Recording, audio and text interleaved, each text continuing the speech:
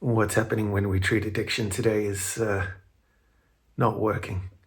In fact, it's getting worse, and we're starting to understand why, because we're asking deeper and deeper questions as to why. And if we keep treating the effects, which is addiction, if we keep treating the wound and keep treating the wound and keep treating the wound, we're going to have longer queues at the NHS than we ever have before. We're treating the effects, we're treating the masks of personality, and we're calling addiction a brain disease still? I mean, come on. No, that is a consequence of some sort of cause that we've got to look at. We've got to go back and look at the etiology of each and every person. This is the very nature of psychology, yet we missed it in addiction psychology. No, come on. At some point, it becomes too much. The glass overfills, and then we look for ways out. When the pain becomes too extreme, we look for ways out, and addictions, the many, many addictions that people have, are those ways out. And they're ways out of pain and suffering. So you find you go to a psychiatrist today and you stand in a queue, and when your 15 minutes comes, the doctor is now looking, without taking any brain scan, mind you, the only industry in the world that does not look at the actual problem. It's treating, again, the symptoms. And so you will be diagnosed with addiction or with something similar, some depression, anxiety, stress, whatever it is, and you'll be given a bunch of medication that hopefully is going to treat the wound. And we go back and we go back and we go back. And anyone who knows about addiction treatment today knows that it's not getting better, it's getting worse. So the statistics really speak for themselves. There's no argument here. So when we start treating the trauma, the pain, the origins, under the masks of the addictive personality, we're going to start finding answers. And that's what we found. When you have someone with a 20-year addiction and they really, really want to get well, they're not zombies, which the public tends to think. You've got to put people with an addiction problem, in a center or a prison, or lock them away somewhere. They're absolute zombies. And that's just what they're acting like. They're in pain and hurt people. So you've got to understand that almost everybody with an addiction problem in general society today that's reaching out in London, New York, wherever it's going to be for help, goes into a center and doesn't really battle the effects of the addiction, the physical effects, the cravings or anything like that, half as much, not even close, as much as what is causing the effect of the problem. When people give themselves a chance to settle down, it's remarkable to see how willing and how pliable and how neuroplastic the brain is. People want to learn, and they especially want to learn when something is not working for them, how to make it work. So we originally develop addiction, which becomes brain disease and all these sorts of clinical things. But behind that, before that, we've got to look at the story.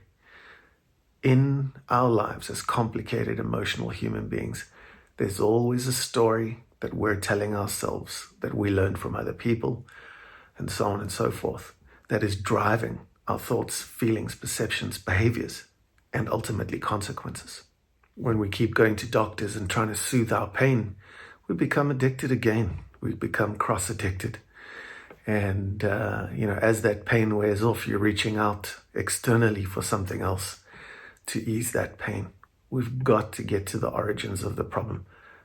All addictions really do at the end of the day is try and relieve suffering. Of course, this route of self-medication doesn't work and tends to make things far, far worse for each person.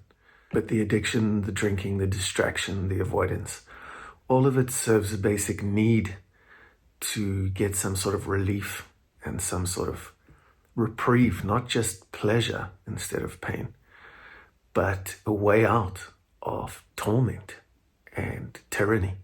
When we get underneath the addictive personality's mask, personality meaning persona, we will find that a person, for example, who developed people-pleasing when they were young, did so out of absolute necessity. Whether they had an addictive or a narcissistic or absent parent, whatever it might have been, or they were bullied at school and needed to survive, they would develop a people-pleasing mask or personality. And under that is where we need to go and search and get into those painful emotions and thoughts and feelings and perceptions that we once could not treat ourselves when we were 12, when that mask developed. And understand today that if we're still people-pleasing, it's going to lead to more and more pain, because what we need is two things, really. We need genuine connection. We can't fake it. We need absolute, genuine connection. We can't keep scrambling and taking the little bits and pieces of fractured connections. We need genuine connection. And secondly, we need personal authenticity. We cannot fake it. Everything based in fear, and of course fear breeds lies and confusion and all sorts of things like that. When we're not authentic to ourselves, we lose the ability to love ourselves. So what we call that in the paradigm process is when we start to come back out of these addictive loops, or however long they've been going on for, is we need to let go of a sense of control. The mind thinks that people-pleasing, for example, is a way of controlling, not getting to the deeper emotions that it thinks are too painful to bear, but they're not too painful to bear. They don't break us down, they break us open. When we start letting go of our need to control and people please, be codependent, whatever it's going to be, we find our true selves. And in that, we find self-love, self-efficacy, and belonging. The basic needs that fill our need for certainty. And we can get certainty in positive ways, not addictive ways, but ways that harm us, that harm the body, the mind, the emotions, and the soul. We can, when we become authentic, it's almost like an organic peace, a new sense of freedom. That's how people describe it. And when we nurture those feelings, we start to grow and we start to connect and we start to contribute positively. This is recovery. And anyone is capable of doing it. And what the research says is 6 to 8 to 12 weeks, somewhere around there for each and every person.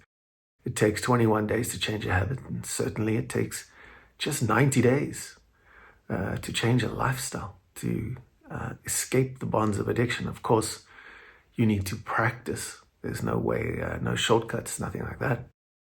But you need to practice self-love instead of self-harm.